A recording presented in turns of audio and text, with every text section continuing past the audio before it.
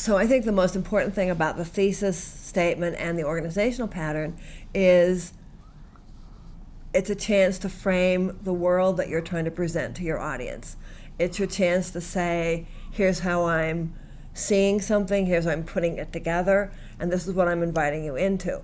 So if the thesis statement is kind of fuzzy or there's no clear organizational pattern, it doesn't give the audience that sense of, oh, I get this world. Now I'm going to choose whether to walk into it or not.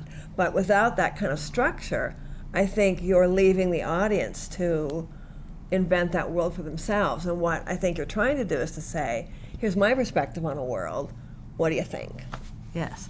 And we've all had the experience where we're in an audience listening to someone speak and we can't figure out what the organizational pattern is or what the point of the presentation is.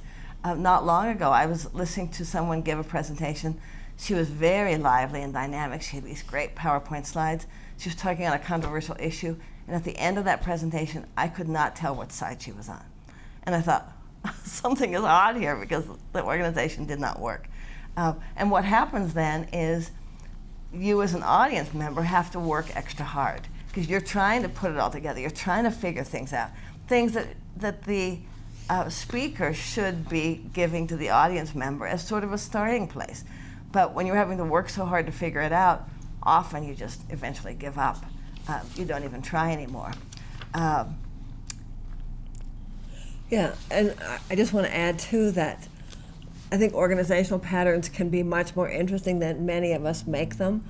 My students will typically choose a category organizational pattern. I've got 3 main points, they fit into 3 categories, boom, I got my pattern. But if you think about it differently and you say, which organizational pattern is really going to help me share my world, involve people in my world, want to get them excited about my world, it's usually not a category pattern. There are usually a lot more interesting ones. And so we really encourage our students to look through those lists and say, oh yeah, I could try this one, and this will really help me share my world better, share my perspective, be more invitational.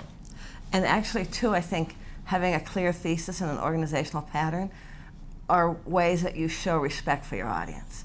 Because you're saying, I respect you enough to give you my structure so that it makes it easy for you to understand. Right, so they don't have to work so hard. Exactly.